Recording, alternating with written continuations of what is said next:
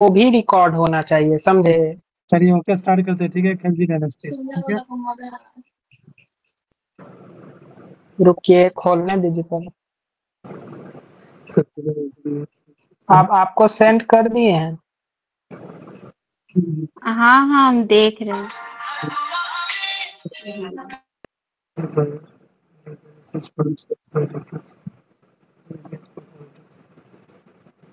Okay, can I speak? Yes. Khilji dynasty. Khilji dynasty का जो time phase है वो है 1290 से लेकर 1320 तक। ओके, 1320 एडी तक। 1290 मतलब 1290 टू 1320 एडी। जो खिलजी का जो भी सक्सेसर था, the successor of rulers of Khilji dynasty, Khilji dynasty के जो भी सक्सेसर थे उसको एक कंसीडर किया जाता है खिलजी रेवोल्यूशन रेवोल्यूशन के नाम से। मतलब उसको खिलजी रेवोल्यूशन कहा था जो भी और उसके सक्सेसर वगैरह थे।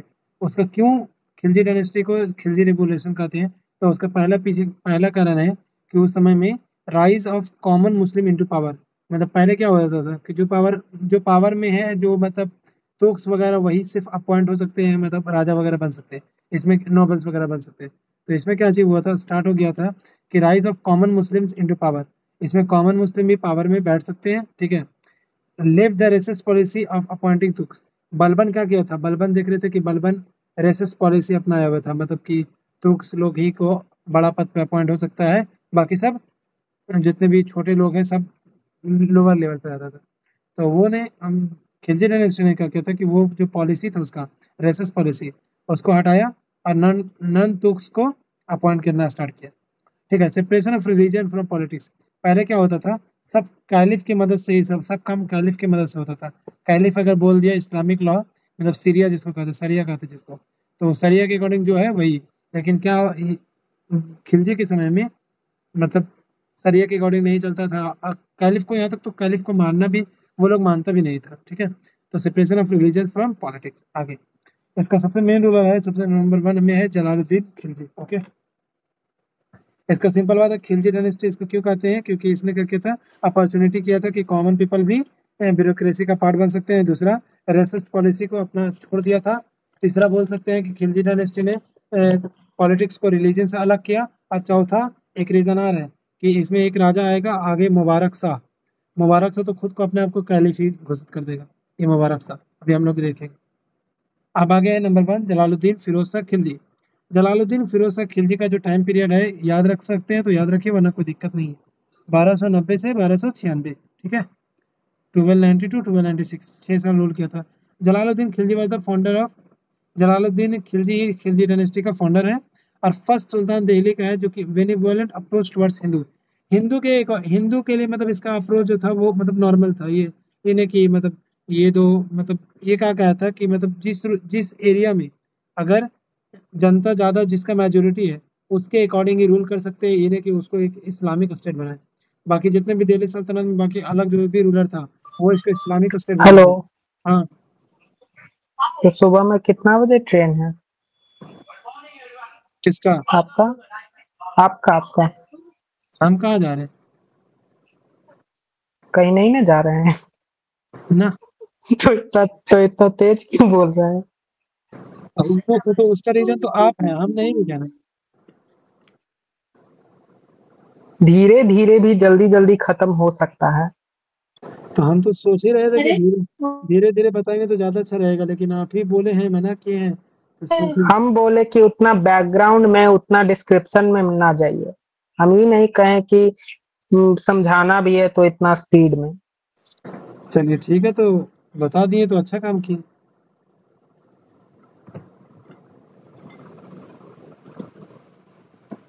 चलिए देखिए, सबसे पहला रूलर है, अब इसको फिर से एक बार कर देते हैं। खिलजी डायनेस्टी 1290 टू 1320 एडी तक इसका पीरियड था, मतलब 30 ईयर्स इसने रूल किया था। सबसे शॉर्टेस्ट टाइम के लिए अगर कोई भी डायनेस्टी रूल किया है तो वो है खिलजी डायनेस्टी। ठीक है। और सबसे लॉन्गेस्ट कौन किया था, याद रखिएगा, तुगलक डायनेस्टी 96 ईयर्स। ओके। आगे खिलजी डायनेस्टी का जो सक्सेसर्स है उसको, खिलजी डायनेस्टी को कंसीडर किया जाता है खिलजी रिवोल्यूशन के नाम से। खिलजी रिवोल्यूशन इसको क्यों कहते हैं, तो इसके कुछ रीजंस है। सबसे पहला रीजन ये है कि इस समय में क्या हुआ था कि नॉर्मल लोग, कॉमन पीपल भी ब्यूरोक्रेसी का पार्ट बन सकते थे। उससे पहले वाले जो डायनेस्टी थे, जो भी स्लेव डायनेस्टी, उसमें नॉर्मल पीपल को सिर्फ तुक से लोग ही ब्यूरोक्रेसी का पार्ट होता था, नॉन तो उसको अलाउड नहीं था। जैसे बलबल में हम लोग देखे थे, ठीक है। तो इसमें क्या है कि मतलब इसमें इस मतलब खिलजी में कॉमन मुस्लिम भी पावर में आ सकते थे। दूसरा, इसने रेसिस्ट पॉलिसी को छोड़ दिया। मतलब बलबन अपना रेसिस्ट पॉलिसी बताता था कि हम ईरानियन ट्रेडिशन के हैं, तो उस तरीके से ये अपने आप को मतलब जो ये भी रेसिस्ट पॉलिसी था उसको छोड़ दिया, और ये नन तो उसको अपने मतलब डायनेस्टी एम्पायर में सम्मिलित करना स्टार्ट कर दिया था, ठीक है। Separation of religion from politics. पहले क्या होता था कि कैलिफ का रूल चलता था, कैलिफ, खलीफा, खलीफा जो बोलता था उसके अकॉर्डिंग ही ये लोग काम करता था। तो ये क्या करता है कि अपने आप को खलीफा से अपना सेपरेट कर लेता है, ठीक है, मतलब रिलीजन को सेपरेट कर लेता है अपना रूलिंग से, ठीक है। और चौथा रीजन ये था कि इसने अपना कैलिफ का अथॉरिटी को भी एक्सेप्ट नहीं कर रहा था, कैलिफ का कोई बात सुनना उनना बंद कर दिया था। और एक तो एक रूलर इसमें है मुबारक शाह, वो तो अपने आप को खुद को कैलिफ बना लेता है, बोलता है कि हम कैलिफ है, डिक्लेयर हिमसेल्फ एज कैलिफ। तो इसका सबसे पहला रूलर है जिसका नाम है जलालुद्दीन खिलजी। जलालुद्दीन खिलजी फाउंडर था खिलजी डायनेस्टी का। ये एक फर्स्ट सुल्तान था दिल्ली का, सबसे पहला दिल्ली का पहला सुल्तान था जिसने बेनोवॉलेंट मतलब काइंड और फ्रेंडली अप्रोच हिंदू के लिए, मतलब काइंडली मतलब दयालु पूर्वक मतलब नॉर्मल बिहेवियर पेश करता था, ठीक है। बाकी जितने भी रूलर थे वो टैक्स वगैरह हिंदू से मतलब अपने आप को इस इंडिया को इस्लामिक स्टेट बनाना चाहते थे। तो इसका अप्रोच क्या था, खिलजी का क्या था कि वो बोलता था कि मतलब जहाँ पे मेजोरिटी जो भी पॉपुलेशन है उसके अकॉर्डिंग ही कोई देश रूल करता है, ठीक है। दूसरा, he clearly put forward the view that the state should be based on feeling support of government. As the majority of people of India were Hindus, the state India could not be transferred truly Islamic state.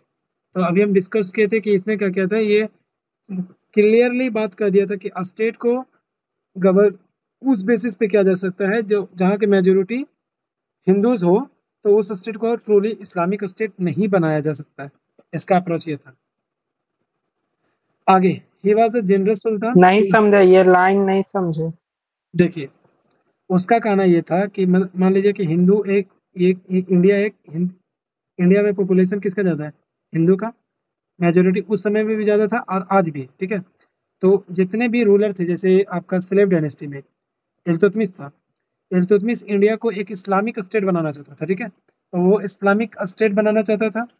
तो इसका कहना ये था, इसका एक words था कि यहाँ पे विलिंग सपोर्ट ऑफ हिंदूज है, ठीक है। हिंदू का रूलिंग एम्पायर, हिंदू का मतलब ये ज़्यादा ही मेजोरिटी में हिंदू है। तो इस स्टेट को हम के पूरे तरीक़े से जो इस्लामिक स्टेट नहीं कर सकते, मतलब हर रूल्स वगैरह इस्लाम के अकॉर्डिंग नहीं लगा सकते, मतलब विनी वायलेंट अप्रोच लेना है, मतलब फ्रेंडली अप्रोच लेना है कि उसको भी देख के चलना। ये था, मतलब ये लिबरल अप्रोच करता है।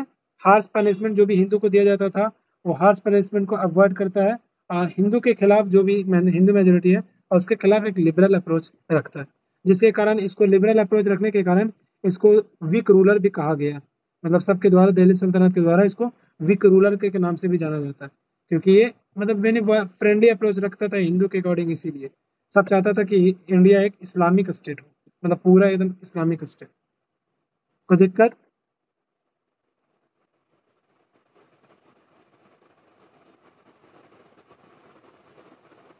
कोई दिक्कत? नहीं नहीं। क्या आगे बढ़े कि फिर से समझाए?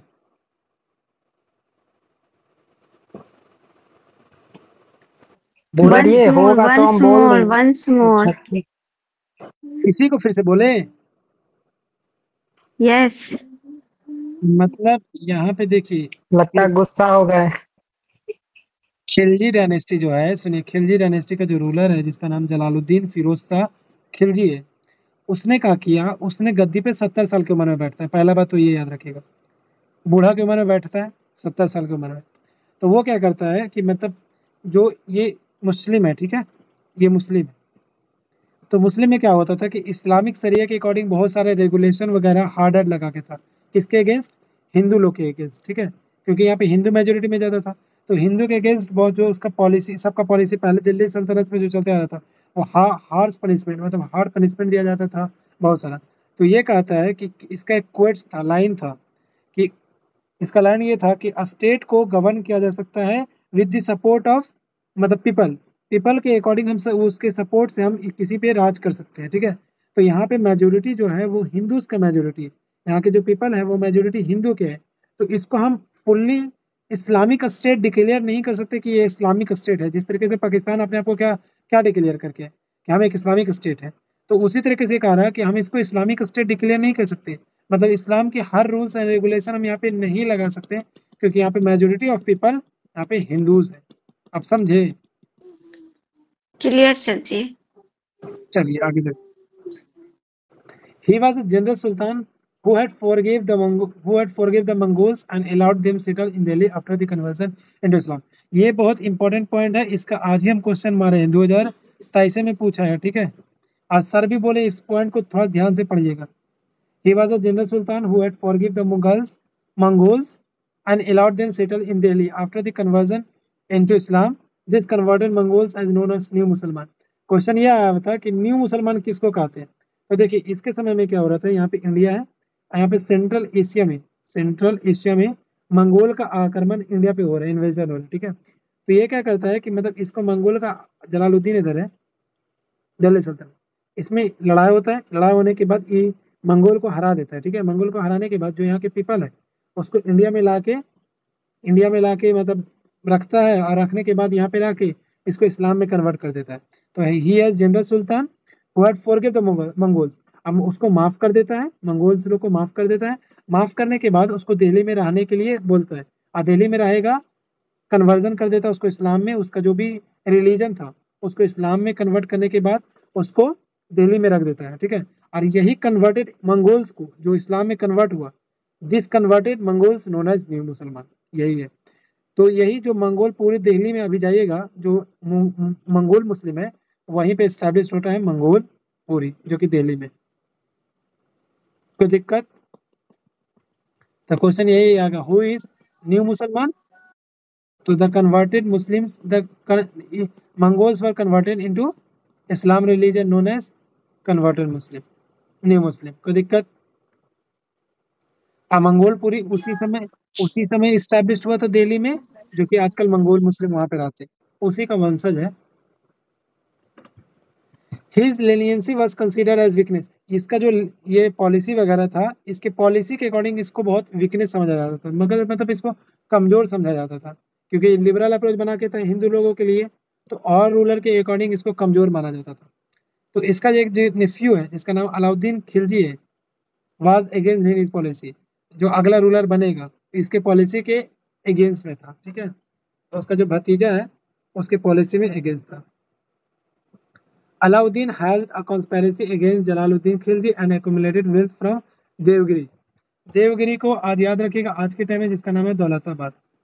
अब हम कहानी बता रहे हैं। Explanation without the permission of Sultan, his wealth was used by him suppress a revolt against the after killing Jalaluddin Khilji। देखिए इसका एक भतीजा है जिसका नाम है अलाउद्दीन खिलजी, अभी हम बताए थे। तो अलाउद्दीन खिलजी क्या करता है कि देवनागरी में एक रिवोल्ट हो रहा था, ठीक है।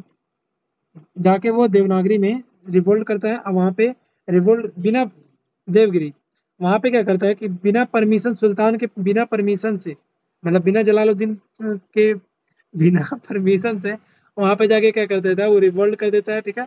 और वहाँ पे क्या करता है, वो एकदम लूटता है पूरा, एकदम खजाना वजाना जो देवगिरी का है, पूरा देवगिरी का खजाना वगैरह पूरा लूट लेता है। और वहाँ से जब लेके वो खजाना आने लगता है तो अपने चाचा को कॉल करता है, चाचा को बुलाता है इधर, ठीक है। वहाँ पे बुला के कॉन्स्पिरेसी करके उसको मार देता है, मतलब जलालुद्दीन को मार देता है।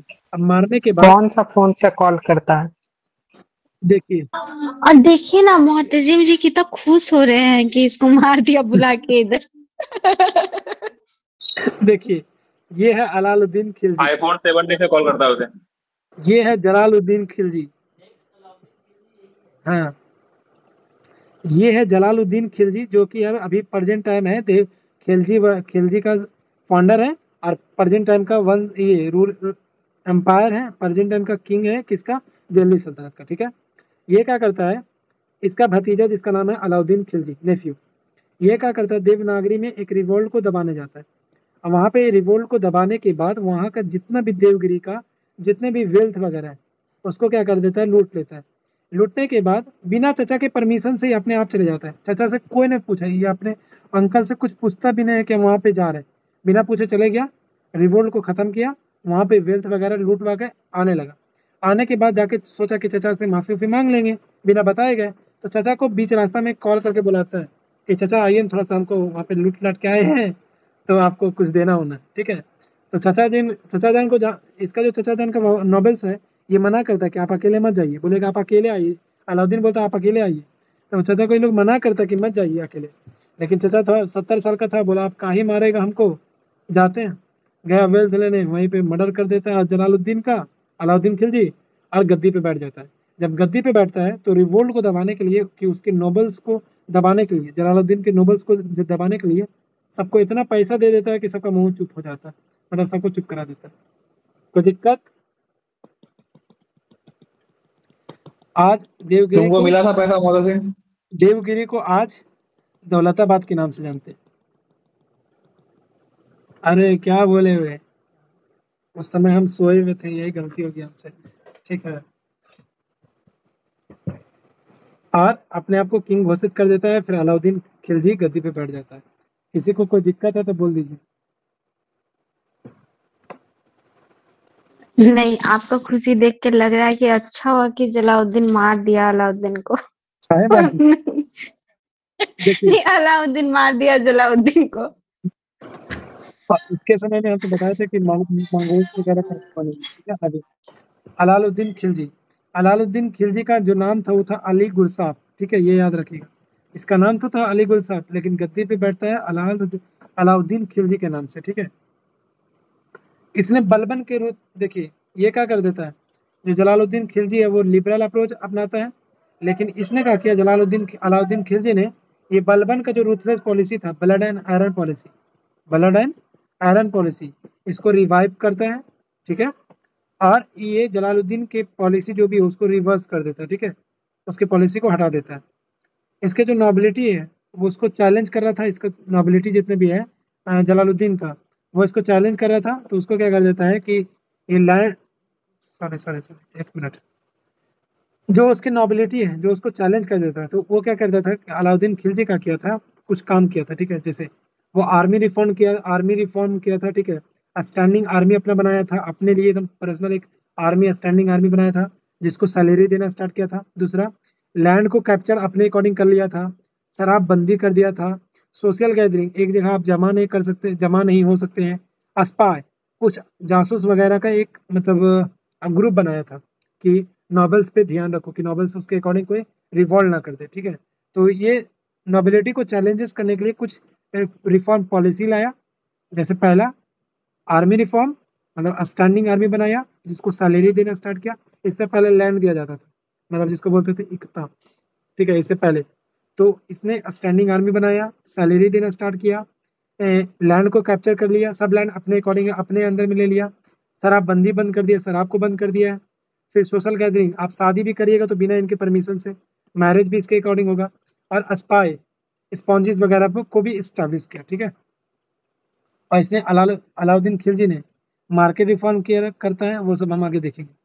और आर्मी को सैलरी देना स्टार्ट कर देता है, चेहरा और दाग की तरह एक ये लाता है, क्या बोलते हैं, चेहरा और दाग इंट्रोड्यूस करता है, वो घोड़ा उड़ा है, आगे देखेंगे।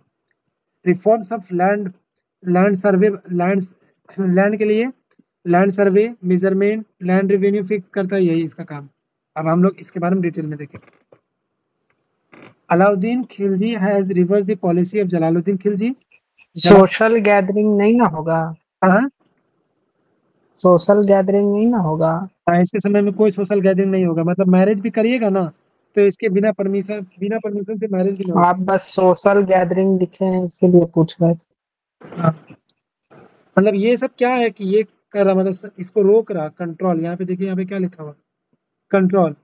लैंड कैप्चर अपने हाथ में कर लिया, आर्मी रिफॉर्म किया, मतलब स्टैंडर्ड आर्मी बनाया, लेकर को बंद कर दिया, सोशल गैदरिंग नहीं कर सकते हैं, स्पाई वगैरह।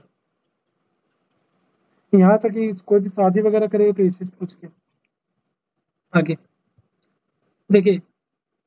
Alauddin Khilji had reverse the policy of Jalaluddin Khilji. Alauddin ने जलालुद्दीन खिलजी की पॉलिसी को रिवर्स करता है और अडॉप्ट करता है ruthless policy of Balban, Balban का जो ब्लड एंड आयरन पॉलिसी, अभी फिर बताएं फिर बता दें, उसको अडॉप्ट करता है, ठीक है।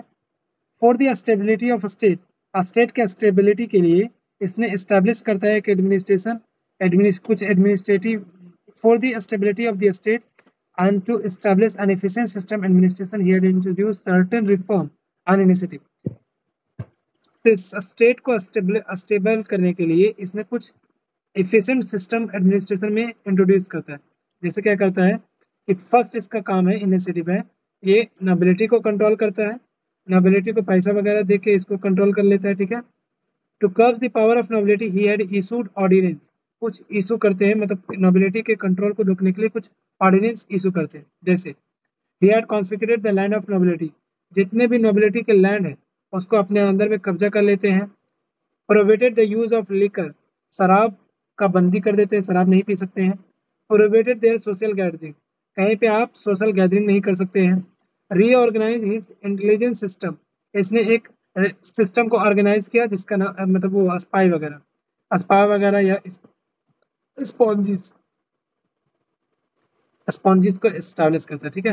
And appointed sponge to look, espionage अच्छा स्पियोनेज को अपॉइंट करता है, ठीक है।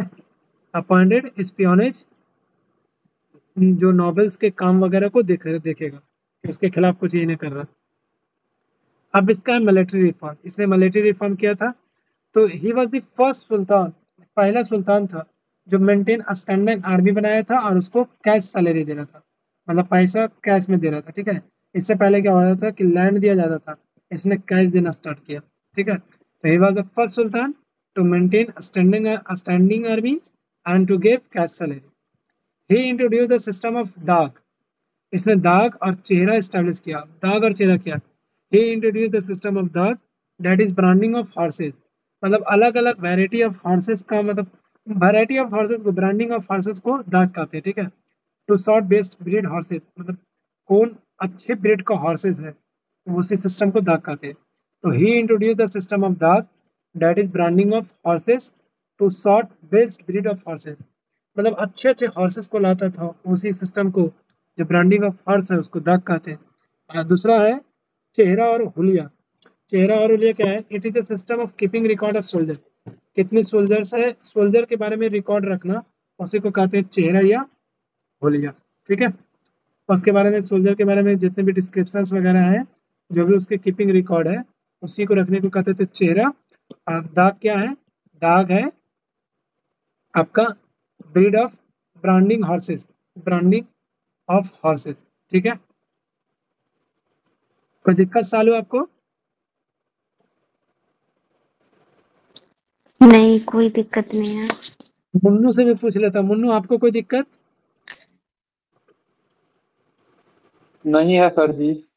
मार्केट रिफॉर्म, अभी मार्केट रिफॉर्म करते हैं। तो मार्केट रिफॉर्म में ही had implemented a strict price control, वो क्या करता था कि जो दाम जिसका भी, मतलब मान लीजिए कि राइस का दाम 4 रुपये के जी है, तो पूरे दिल्ली सल्तनत में 4 रुपये के जी ही मिलेगा, मतलब इतना स्ट्रिक्ट उसका पॉलिसी था, बहुत ही हार्ड पॉलिसी था। तो he had implemented price control, पहले तो प्राइस को कंट्रोल करता है।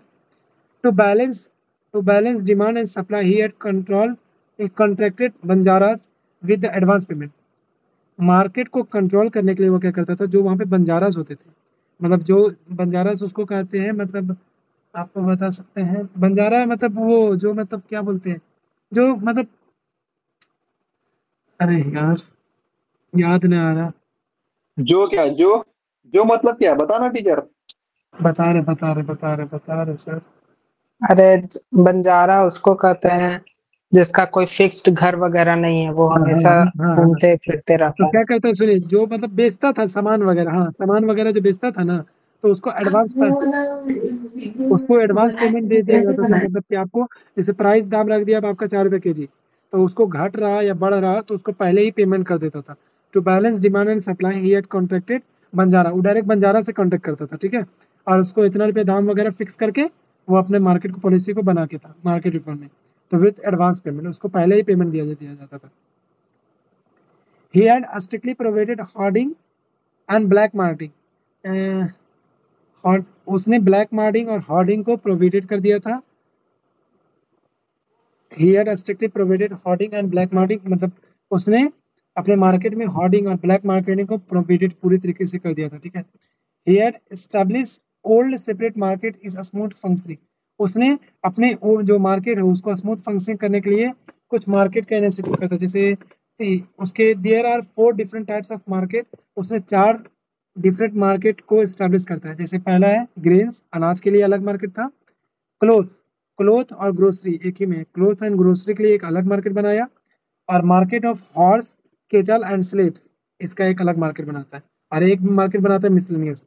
तो नंबर 1 मार्केट कौन सा हो गया? ग्रेन्स का। Number 2 clothes and grocery. Number 3 market of horse, cattles and slave. And number 4 is miscellaneous market. तो he had establish 4 market system by Alauddin Khilji, क्योंकि उसके मार्केट को स्मूथ चले, मतलब सही से फंक्शन करे। जो ओल्ड मार्केट है उसको सही तरीके से फंक्शन करने के लिए इसने 4 मार्केट का एस्टेब्लिश करता है, ठीक है। ही had establish a spy in a market, market में क्या करता है इसने स्पाई को एस्टैब्लिश करता है कि to control market he had establish separate market Diwane Riyasat, ठीक है। इसने मार्केट में स्पाई बनाता है, ठीक है। दीवाने रियासत टू कंट्रोल मार्केट, मार्केट को कंट्रोल करने के लिए एक सेपरेट मार्केट बनाता है जिसका नाम है दीवाने रियासत। तो दीवाने रियासत क्या था कि मार्केट को रेगुलेट करने के लिए इसने एक डिपार्टमेंट बनाया जिसका नाम है दीवाने रियासत। दीवाने रियासत का मतलब होता है to control, to market control department, department of market control. तो मार्केट को कंट्रोल करने के लिए इसने एक डिपार्टमेंट बनाता है जिसका नाम है दीवाने रियासत। ओके, आगे बढ़ सकते हैं। हाँ हाँ। लैंड रिफॉर्म्स, लैंड रिफॉर्म्स में क्या कहता है, ये पहला सुल्तान था जिसने लैंड रिफॉर्म स्टार्ट किया था, ठीक है।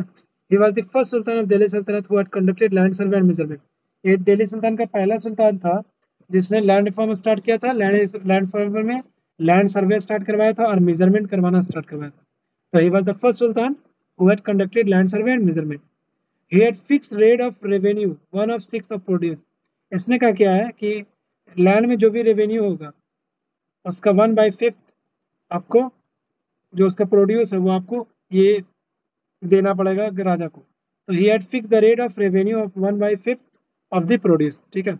He had collected land revenue directly from cultivator, ये जो लैंड रेवेन्यू लेता था वो डायरेक्ट कल्टिवेटर से लेता था, मतलब 1/5 किसे लेता था? डायरेक्ट कल्टिवेटर से। हाँ भाई, ये अलाउद्दीन पद्मावती वाला है ना? अलाउद्दीन पद्मावती वाला, हाँ एकदम सही। पद्मावती। वो आगे देखेंगे उसका लड़ाई वड़ाई होगी, वो आगे देखेंगे। हाँ हाँ, वही है वही है। अब इसका रीजन क्या है कि अलाउद्दीन इतना इतना रिफॉर्म कर रहा है, क्या रीजन था इसका? तो इसका रीजन तो इसमें नहीं है, हम बता दे रहे हैं। अलाउद्दीन खिलजी चाहता था कि वो एलेक्जेंडर बनना चाहता था, वो अपने आप को एलेक्जेंडर की तरह घोषित करना चाहता था। और वो टाइटल भी लेता है सिकंदर, सिकंदर सानी, सिकंदर सानी। इसी वजह से इतना ये रिफॉर्म वगैरह, जैसे land reform, market reform, market policy वगैरह लाता है। तो इसका रीजन रूथलेस पॉलिसी, इसका रीजन ये था कि अपने आप को ये अलेक्जेंडर घोषित करना चाहता था, मतलब अलेक्जेंडर की तरह बनना चाहता था, ये पूरा दुनिया पे जीतना चाहता था। तो दुनिया पर अगर जीतना है तो इसको अपने पहले अपना एम्पायर को पहले सही से बनाना है, और उसके बाद यही टाइटल लेता है सिकंदर सानी। दूसरा रीजन, एक तो ये रीजन, दूसरा रीजन सर बताए थे कि अलाउद्दीन एक न्यू रिलीजन भी बनाना चाहता था, न्यू रिलीजन, लेकिन इसको ड्रॉप कर देता है क्योंकि ये सही नहीं था, इसको तो ड्रॉप कर देता है। तो ये तो मेन रिलीजन है, मेन कॉज है, लेकिन इमीडिएट कॉज ये अपने आप को वर्ल्ड का कॉन्कर, मतलब वर्ल्ड को पूरा कॉन्कर करना चाहता था। इसी वजह से इसने land reform, market policy, ruthless policy, blood and iron policy को रिवाइव करता है, ठीक है। आगे अब हम पढ़ेंगे कॉन्क्वेस्ट ऑफ अलाउद्दीन खिलजी। तो कॉन्क्वेस्ट ऑफ अलाउद्दीन खिलजी में अलाउद्दीन ने सबसे पहले कॉन्क्वेस्ट जो करता है, हाँ एक बात और याद रखिएगा कि अलाउद्दीन खिलजी साउथ इंडिया में उसका कंट्रोल नहीं है, ठीक है। साउथ इंडिया में वो कंट्रोल नहीं करता है। वो साउथ इंडिया से क्या करता है, साउथ इंडिया से अच्छा से दोस्ती करके वो वहाँ से सिर्फ ट्रिब्यूट लेता था, मतलब पैसा लेता था, बस उसका एक ही काम करता था कि एनुअल ट्रिब्यूट लिया करता था। वो जानता था कि वो हम नॉर्थ इंडिया पे रह के साउथ इंडिया पे कंट्रोल नहीं कर सकते, तो वो उसने डायरेक्ट एनेक्सेशन करता है, और नॉर्थ इंडिया पे तो डायरेक्ट एनेक्सेशन कर रहा है, मतलब डायरेक्ट रूल कर रहा, लेकिन साउथ इंडिया में क्या करता है, नॉर्थ इंडिया में तो डायरेक्ट रूल कर रहा, और साउथ इंडिया में क्या कर रहा, वहां से एनुअल ट्रिब्यूट ले रहा, ठीक है, मतलब टैक्स ले रहा। अब आइए अलाउद्दीन के कुछ कॉन्क्वेस्ट। नंबर फर्स्ट है गुजरात, गुजरात कॉन्क्वेस्ट। सब इसका जितना भी कॉन्क्वेस्ट है बहुत इंपॉर्टेंट है, पहले बता दे रहे, इसमें लिखा हुआ नहीं होगा मेरे नोट्स में, हम आपको भेज देंगे, ठीक है। सबसे पहला है, अभी भेज रहे व्हाट्सएप पे, 1 मिनट आप देख लीजिए। है नीचे में है, अगर नेक्स्ट पेज में देखिए ना। अच्छा हाँ, तो देखिए यहाँ पे पढ़ लेते हैं, सिंपल है यार, हम तो छोड़ ही दिए वहाँ पे। Alauddin Khilji had adopted the policy of direct annexation in north India. North India में डायरेक्ट पॉलिसी करता है एनेक्सेशन का, और साउथ इंडिया में क्या करता है, he had not he has not adopted the policy of direct annexation, और वहाँ पे डायरेक्ट एनेक्सेशन की पॉलिसी को अडॉप्ट नहीं करता है। He had adopted the developing tributary states, मतलब वहाँ से टैक्स लेता था, ठीक है। तो हम बोल सकते हैं कि अलाउद्दीन का जो ये क्या बोलते हैं, जो एनेक्सेशन का पॉलिसी है, वो हमारा इससे औरंगजेब से बहुत बढ़िया था, क्योंकि वो जानता था कि वहाँ पे डायरेक्ट कंट्रोल नहीं कर सकते हैं।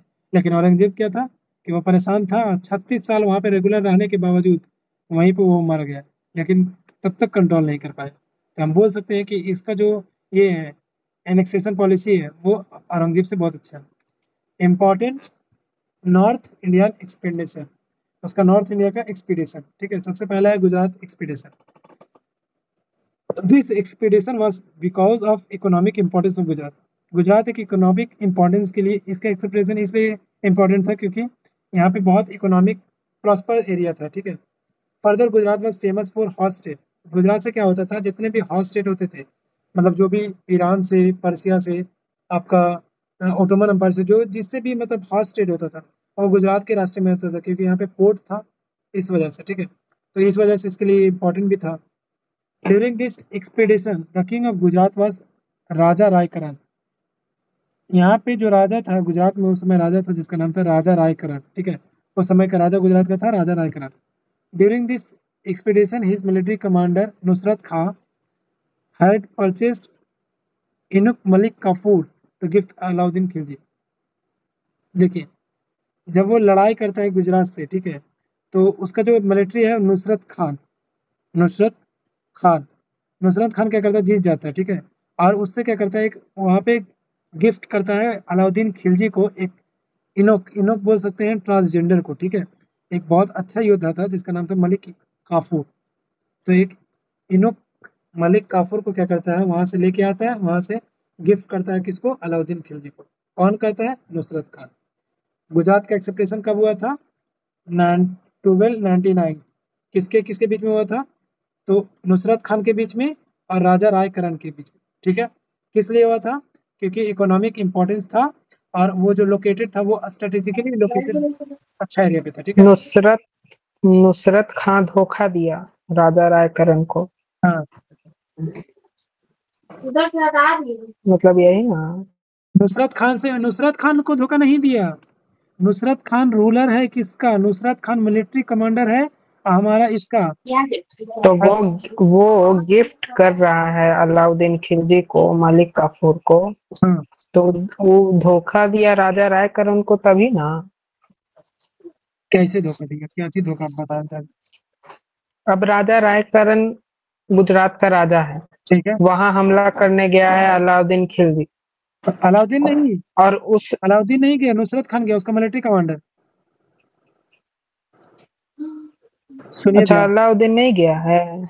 उसका जो मिलिट्री कमांडर है जिसका नाम है नुसरत खान, ध्यान से सुनिएगा, नुसरत खान गया लड़ाई करने गुजरात के रूलर राजा अच्छा, रायकरण जो के साथ। सुनिए ना, सेंटेंस जो लिखा है, आप जो सेंटेंस लिखे हैं उससे कोई भी क्या समझेगा कि during the expedition of king of Gujarat, हाँ, पढ़िए। गुजरात वाज राजा रायकरण। हाँ, during this expedition his military commander, तो इससे तो यही लग रहा है कि राजा रायकरण का military commander. During this expedition his military commander Nusrat Khan had purchased eunuch Malik Kafur to give. हाँ, क्या लिख रहा पढ़े सुनिए, आप फिर से उसको पढ़िए, पूरा लाइन पढ़िए।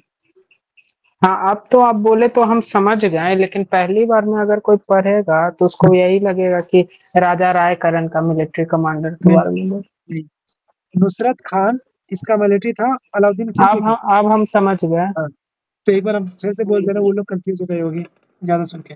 तो नुसरत खान और गुजरात के राजा रायकरण से लड़ाई होता है, अब वो जीत जाता है। अब वहां से इसको गिफ्ट देता है इनुक मलिक काफूर को। मलिक काफूर को गिफ्ट देता है नुसरत खान को, और नुसरत खान क्या करता है, गिफ्ट ले जाके अलाउद्दीन खिलजी को गिफ्ट दे देता है कि वहां से गिफ्ट भेजा है।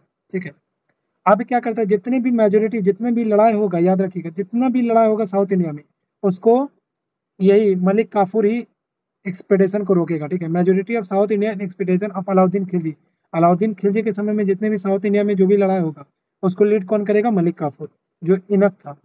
इनक मतलब बता चुके हैं, ट्रांसजेंडर। ओके, अब दूसरा एक्सपेडिशन है रणथंभौर का राजा है हमीर देव। ठीक है, during this expedition his court poet Aamir Khusro was with him. इस एक्सपेडिशन के समय में आमिर खुसरो कौन है, एक बहुत बड़ा ये राइटर बोल सकते हैं इसको, या फिर इसको बहुत बड़ा हिस्टोरियन है, जो उसके साथ था, मतलब अलाउद्दीन खिलजी के साथ था। ठीक है, फादर ऑफ, जिसको कव्वाली कहते हैं, आमिर खुसरो, फादर ऑफ कव्वाली। ठीक है, तो इस समय में आमिर खुसरो उसके साथ था, मतलब अलाउद्दीन के खिलजी के साथ। He had given first division of practice jauhar. और यहाँ पे क्या कहता है कि जो रणथंभौर में जब हार जाता था, राजा जब हार जाती था, तो उसकी जो बीवी है वहाँ पे जौहर करती थी। ठीक है, तो जौहर क्या चाहिए, एक प्रैक्टिस है जो कि community of Rajput womens portrait their chastity होता है ना, चैस्टिटी।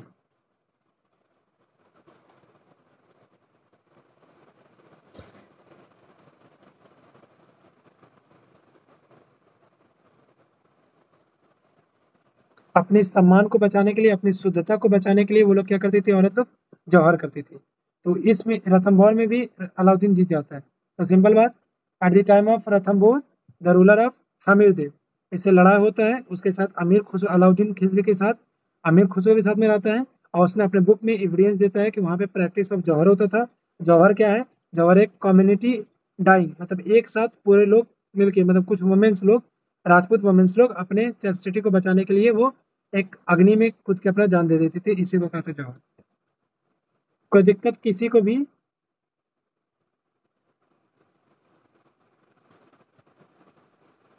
अमीर खुसरो जो थे वो किसके पोएट थे?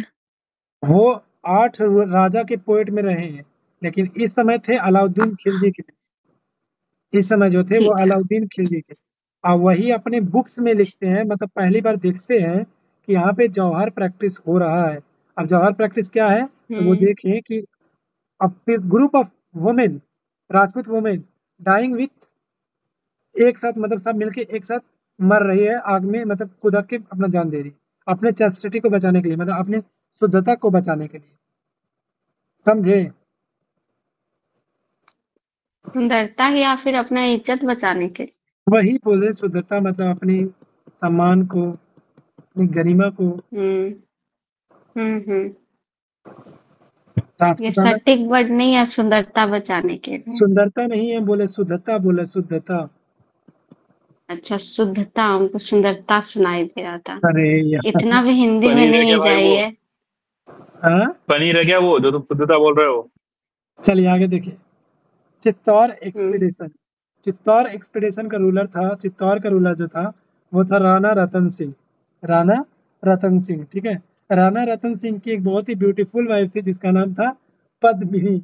यहाँ पे कोई दिक्कत नहीं है, he had is beautiful queen wife Padmini. ठीक है, क्यों रहा है, क्यों रहा है, रानी। हंस क्यों रहा है? पता नहीं इनको क्या मौज आ रहा है। तो इसकी जो एक बहुत ही ब्यूटीफुल रानी थी, उसका नाम था पद्मिनी। ठीक है, ए बुक ऑफ पद्मावत, एक बुक है जिसका नाम है पद्मावत। उसका नाम था दिग्विजय पादुकोण।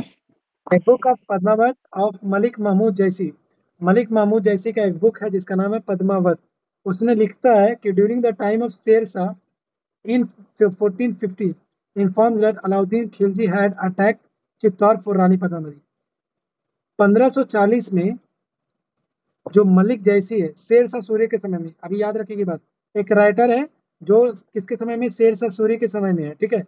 शेरशाह सूरी के समय में मलिक मोहम्मद जैसी एक राइटर है जो बुक लिखता है पद्मावत, उसमें क्या बोलता है कि जो अलाउद्दीन खिलजी है वो चित्तौड़ पे अटैक इसलिए करता है रानी पद्मावती के लिए, मतलब रानी पद्मिनी के लिए वो अटैक करता है, मतलब उसको चाहता था। अलाउद्दीन खिलजी प्यार करता था, बोल सकते हैं कि अलाउद्दीन उससे प्यार करता था, इसलिए वो उस पर अटैक करता है, ठीक है। तो सच में? हाँ, वन साइडेड लव था भाई अलाउद्दीन का। तो Malik Muhammad Jayasi wrote in his book Padmavat that Rani Padmavati है लेकिन मूवी में नहीं था कि प्यार था उसको उससे।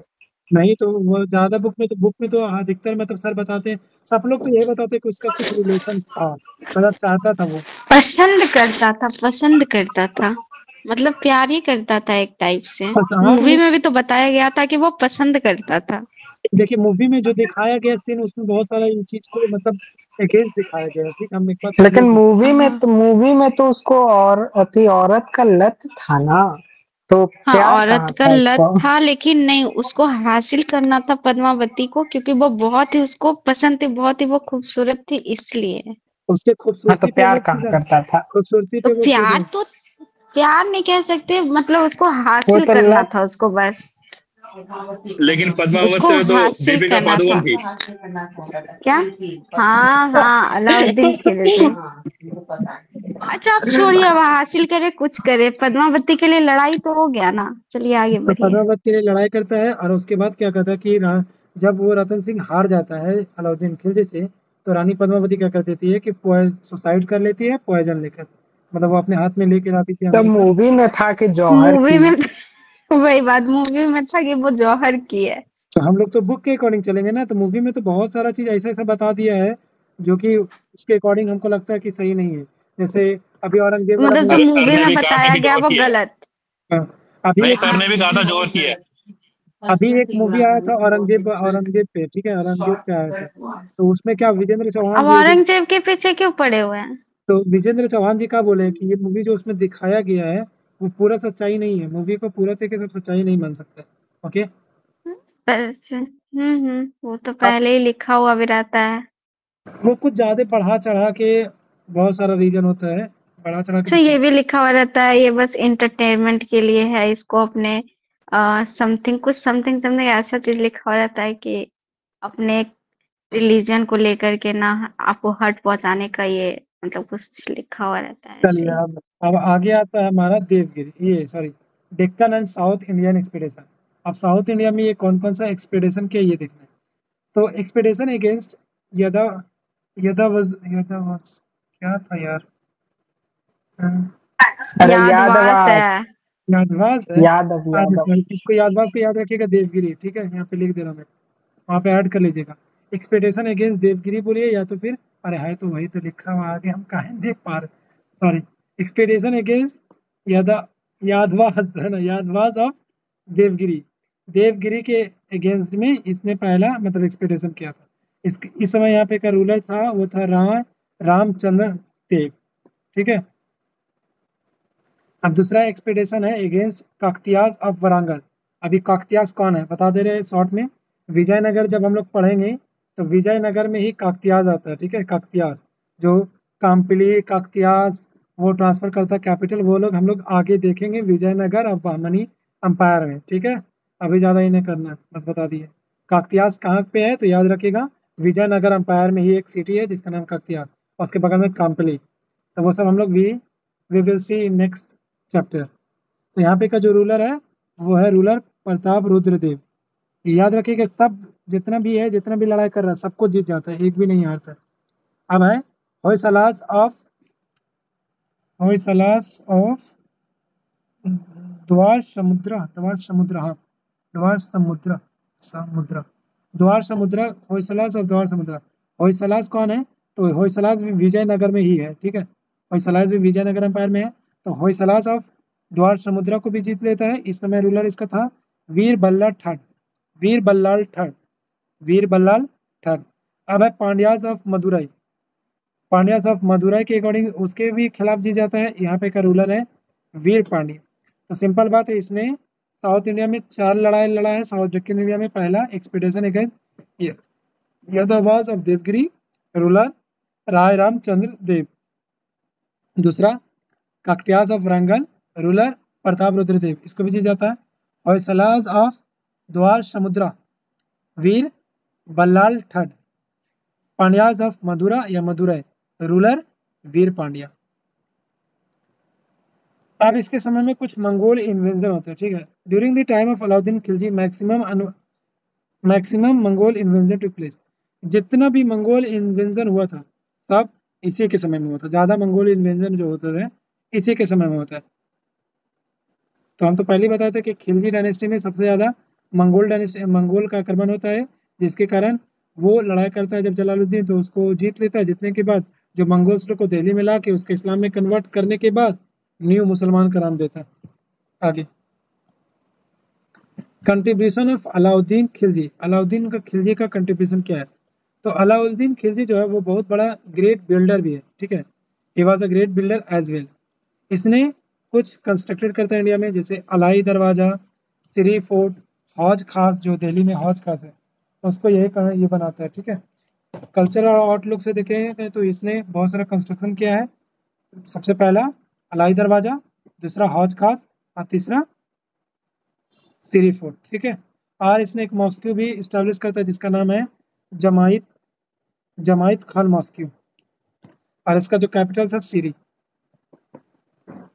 आगे इसके मतलब कोर्ट में 2 स्कॉलर्स आते हैं। पहला का नाम है आमिर खुसरो, याद रखिएगा, इसमें लिखा हुआ है नहीं लिखा हुआ हम नहीं मालूम है लेकिन बता दे रहे हैं, आमिर खुसरो। और दूसरा स्कॉलर का नाम है मीर हसन दहलवी, मीर हसन देहलावी। इसके कोर्ट पे Alauddin Khilji proclaim the kingship and I do not if this is lawful और unlawful, I do whatever I think to be good for the state and where he had separated politics with religion। Alauddin मतलब अपने आप को बोलता है कि राजा ही सब कुछ है, ठीक है। मुझे कोई फर्क नहीं पड़ता है कि लॉ क्या कहता है, अनलॉ क्या करता है, लॉफुल है या अनलॉफुल है, मैं वही करूंगा जो स्टेट के लिए गुड होगा, मतलब स्टेट के लिए जो सही होगा। और उसने अपना मतलब जो एम्पायर है उसको सेपरेट रखता है, पॉलिटिक्स मैटर को अलग रखता है रिलीजन मैटर से। अब आते हैं अमीर खुसरो। सबसे पहले आमिर खुसरो तो याद रखिएगा, इसने 8 सुल्तान का राइन को देखा है, 8 सुल्तान के राइन में रहा है, ठीक है। और इसको फादर ऑफ कवाली भी कहते हैं, is known as father of qawwali. Amir Khusro was a court poet of Alauddin Khilji, Alauddin Khilji का कोर्ट पोएट था। He was the given the title of Tutie Hind. Amir Khusro को अलाउद्दीन खिलजी को टाइटल देता है तुतिए हिंद, मतलब पैरोट ऑफ इंडिया।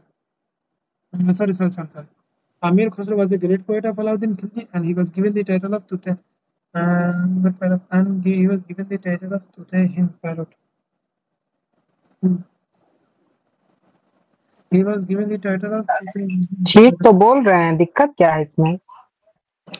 तो आमिर खुसरो जो था कोर्ट पोएट का, उसको टाइटल मिला तूते हिंद का, हो गया पैरोट ऑफ इंडिया, उसको टाइटल मिला, ठीक है। अलाउद्दीन खिलजी के द्वारा आमिर खुसरो को तूते हिंद के टाइटल दिया जाता है। और ये आमिर खुसरो जो है वो अलाउद्दीन खिलजी का कोर्ट पोएट था। आगे आमिर खुसरो को फादर ऑफ कवाली के नाम से भी जाना जाता है। And also introduce new raga, मतलब नया सॉन्ग, तराना, अनकव्वाल, अनकॉल मतलब कव्वाली। It is also said that he originated new musical genre qaul. इसने ऐसा कहा जाता है कि इसने न्यू म्यूजिकल जेन इस्टेब्लिश किया, मतलब ऑरिजिनेट किया था, जिसको हम कहते हैं ख्याल कहते ख्याल, सॉरी ख्याल ख्याल। तो इसी ने ख्याल का स्टैब्लिश किया था। तो बहुत सारे इंडियन सॉन्ग में हम लोग बॉलीवुड सॉन्ग में ख्याल के बारे में देखे हैं, ठीक है। He had also introduce guitar and tabla, इसने तबला और गिटार को भी इस्टेब्लिश किया था। It is said that Aamir Khusro seen the reign of 8 Sultan of Delhi सल्तनत। देखिए यहीं पे मिल गया 8 इसका देखा, ठीक है, 8 सुल्तान का राइन को देखा।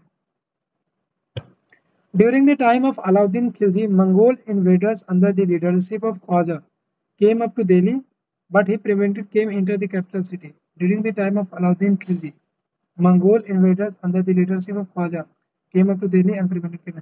देखिए इसके समय में अलाउद्दीन खिलजी के समय में मंगोल इन्वेडर्स हो रहा था लीडरशिप ऑफ ख्वाजा की लीडरशिप में, मतलब मंगोल का जो लीडर था उसका नाम था ख्वाजा। अब वो दिल्ली के अंदर में घुस रहा था, लेकिन इसके द्वारा कैपिटल सिटी में घुसने नहीं दिया जाता है, मतलब अलाउद्दीन खिलजी अपने कैपिटल सिटी को बचा लेता है, ठीक है। मतलब उसके समय में मंगोल इन्वेडर जो ख्वाजा है वो उसके सिटी में घुस जाता है, दिल्ली में तो घुस जाता है, लेकिन उसके कैपिटल सिटी में घुसने के लिए नहीं दिया जाता। अब दो रूलर और है खिलजी में, खिलजी थोड़ा सा बड़ा है इसलिए थोड़ा सा ये लग रहा है। तो देखिए एक क्वेश्चन आ सकता है, मतलब सॉरी मुबारक शाह, हाँ ये वाला क्वेश्चन आ सकता है। During the time of Alauddin Khilji Mongol invader who was the Mongol leaders, ये मंगोल इन्वेडर्स जो हो रहा था वो किसके लीडरशिप में हो रहा था, याद रखिएगा ख्वाजा। अब आता है मुबारक शाह खिलजी, इसको बोलते हैं कुतुबुद्दीन मुबारक शाह, इसका पूरा नाम है कुतुबुद्दीन मुबारक शाह या मुबारक शाह खिलजी। इसने अपने आप को खुद को डिक्लेयर कर लिया कि हम कैलिफ है, मतलब खलीफा है, और एक टाइटल लेता है अलवसीक बिल्लाह। ये मुबारक शाह थे कौन? मुबारक शाह बेटा होगा, बेटा ही होगा अलाउद्दीन खिलजी का। सर्च करके बताइए।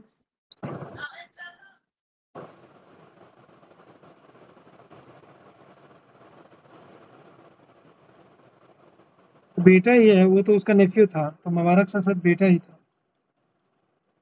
हाँ बड़ा बेटा था, बड़ा बेटा। ठीक है।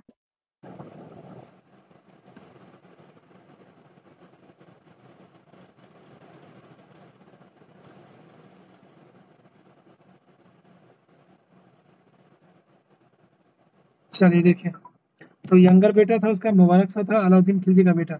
इसने क्या किया, अपने आप को कैलिफ डिक्लेयर किया और इसने एक टाइटल लिया अलवसीक बिल्लाह, ठीक है। After Alauddin Khilji came to the throne after the title gap after little gap has captured the throne by Malik Kafur. देखिए हम लोग क्या पढ़े थे अभी, मलिक काफूर कौन था, एक इन्योक था, मतलब इसको लाया था नुसरत खान ने गुजरात, किन्नर था। हाँ वो था, ठीक है, उसको इन्योक कहते हैं इंग्लिश में, हाँ। तो उसको लेके आता है तो वो क्या कर देता है कि मतलब जैसे ही अलाउद्दीन के मरने के बाद वो क्या करता है, गद्दी पर खुद बैठ जाता है, ठीक है, गद्दी को कब्जा कर देता है। उसके कुछ दिन के बाद, मतलब कुछ गैप होने के बाद मुबारक शाह गद्दी पे बैठते हैं और मलिक काफूर को मार देता है, मलिक काफूर को हटा देता है, ठीक है। और वो अपने गद्दी पे बैठने के बाद अपने आप को कैलिफ घोषित करता है, और इसने ही वॉज इनकैपेबल रूलर, बहुत ही इनकैपेबल रूलर था, मतलब कैपेबल रूलर नहीं था, मतलब गद्दी को नहीं, और अमीर खुसरो को भी मरवा देता है, और मर्डर बाय खुसरो, अरे sorry he is incapable ruler Malik, अरे सॉरी ये एक इनकैपेबल, खुसरो तो पोएट था, वो मार दिया। ना sorry he is Nasiruddin Khusro Shah हमारा अगला राजा। बोल रहे भाई, सॉरी बोल रहे, वही ना, आगे बोलने दीजिएगा आप लोग। वही तो हमको लगा। ये एक इनकैपेबल रूलर था जिसको मर्डर कर देता है नसरुद्दीन खुसरो शाह। यहाँ पे हम शॉर्ट में खुसरो लिख दिए तो वही समझ गए, तो यहाँ पे नसरुद्दीन जो खुसरो शाह है वही इसको मार देता है, मर्डर करवा देता है, ठीक है। आइए अब आता है नसरुद्दीन, जो कि 21 साल रूल करता है बेचारा। He was the only Hindu convert to sit on the throne of the, ये एक हिंदू रूलर था, ठीक है, हिंदू था लेकिन गद्दी पे बैठने के लिए मुसलमान बन जाता है, तो एक कन्वर्टेड मुस्लिम था, ठीक है। Initially he was Hindu and rose in his rank in Delhi Sultanate, शुरुआत में तो ये हिंदू था और अपना रैंक को बढ़ाया दिल्ली सल्तनत में अलाउद्दीन खिलजी के समय में, और मुबारक शाह को मार देता है, और he came to the throne but he was incapable ruler and soon he was replaced by governor of Dipalpur. ये भी मतलब मार तो देता है उसको, मुबारक शाह मतलब गद्दी पे तो बैठ जाता है, अब वो उसको मार देता, वो मारता है, किसको मारता है, वो मुबारक शाह को मारता है और गद्दी पे बैठ जाता है, ठीक है। ये कहाँ का गवर्नर था, तो गवर्नर ऑफ दीपालपुर, आराम से समझाने दीजिए। किलिंग मुबारक शाह को मार देता है। ही केम टू द थ्रोन, गद्दी पे तो बैठ जाता है, but he was also incapable ruler, ये भी कैपेबल रूलर नहीं था। सुन ही वॉज रिप्लेस्ड बाय, और बहुत जल्दी गवर्नर ऑफ दीपालपुर जिसका नाम है गाजी मलिक, जो गाजी मलिक आगे चल के बनेगा गयासुद्दीन तुगलक, वही जिसका नाम है गाजी मलिक, वही गयासुद्दीन तुगलक। तो मुबारक शाह इनकैपेबल रूलर, इसको रिप्लेस करता है जिसका नाम है गवर्नर ऑफ दीपालपुर, रिप्लेस इसको कर देता है जिसका नाम है गाजी मलिक। एंड गाजी जो मलिक है वो टाइटल लेता है गयासुद्दीन तुगलक का, और एक नया डायनेस्टी का एस्टेब्लिशमेंट करता है जिसका नाम है तुगलक डायनेस्टी। और ये जो नसरुद्दीन खुसरो है जो कि लास्ट खिलजी रूलर है। अब कोई दिक्कत आप लोग को? इसमें थोड़ा सा हम नहीं, कोई दिक्कत फिर से नहीं। बढ़ कर देते हैं, ठीक है। नसरुद्दीन खुसरो एक कन्वर्टेड मुस्लिम था, शुरुआत में तो हिंदू था लेकिन अपने रैंक को दिल्ली सल्तनत में बढ़ाता है अलाउद्दीन के समय में। अब उसके बाद क्या कर देता है, मुबारक शाह को ही किलिंग मुबारक शाह को मारता है और गद्दी पे तो बैठ जाता है, बट ये आल्सो एक इनकैपेबल रूलर था और इसको बहुत जल्द गाजी मलिक जो गवर्नर ऑफ दीपालपुर था इसको मार देता है, ख़त्म कर देता है और टाइटल लेता है गयासुद्दीन तुगलक का और एस्टैब्लिश करता है तुगलक डायनेस्टी, जो कि ये last ruler of Khilji dynasty था। अब आता है तुगलक डायनेस्टी जो कि बहुत ही एक्सटेंसिव एम्पायर था, वो अभी हम लोग देख लेंगे इस video next video. Okay, any confusion? नहीं, नहीं, बहुत मज़ा आ रहा है।